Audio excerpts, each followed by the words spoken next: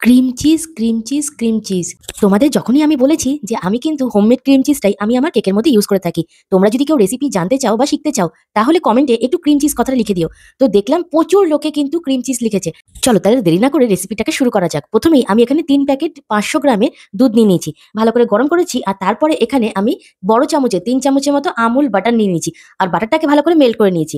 তারপর দেখতেই পেলে তোমরা দুধটা যখন ভালো মতো ফুটে উঠেছে ওখানে আমি প্রায় ২ টো লেবু নিয়ে ভালো করে স্কুইজ করে নিয়েছি, মানে ওটাকে চিপড়ে নিয়েছি। লেবুর যেন কোনো বীজ বা ছিবড়ে না যায়, শুধুমাত্র লেবুর টক ভাবটুকুর জন্যই আমি কিন্তু লেবুর সাথে একটু জল মিশিয়ে এখানে চালনি দিয়ে ছেঁকে নিয়েছি।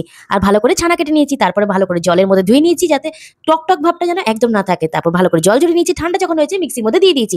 এবার এর মধ্যে দেবো ওই যে ৪ চামচ বাটার মেল্ট করে রেখেছি, সেই মেল্ট করা বাটার আর ছোট চামচের ১ চামচ মতো ভ্যানিলা এসেন্স দিয়ে মিক্সিতে ভালো করে এটাকে পেস্ট করে নিতে হবে যাতে কোনো রকম দানা দানা একদমই না থাকে। এই ক্ষেত্রে আমি একটা কথা বলি, এখানে আমি এক সময় ২ চামচ কি ৩ চামচের মতো চিনির গুঁড়ো এড করে দিই, আবার কোনো সময় হয়তো দিও না। সেটা ডিপেন্ড করে আমি কোন কেক ডেকোরেশন করবো তার উপরে। যেমন এইবারে কিন্তু আমি কোনো চিনি দিইনি। তোমরা যদি চাও একটু মিষ্টি মিষ্টি করতে তো তোমরা এখানে অবশ্যই ৩ থেকে ৪ চামচ তোমার আন্দাজ মতো চিনির গুঁড়ো মেশাতেই পারো। এই রইলো আমার একদম ঘরোয়া পদ্ধতিতে ক্রিম চিজের রেসিপি। যাদের মনে হবে এই ভিডিওটা দেখে একটু উপকৃত হয়েছে অবশ্যই পেজটাকে ফলো করে পাশে থেকো, কমেন্ট করে জানিও কেমন লাগলো। দেখা হবে আবারও নতুন কোনো ভিডিও নিয়ে। সবাই ভালো থেকো, সাবধানে থেকো। হর হর মহাদেব।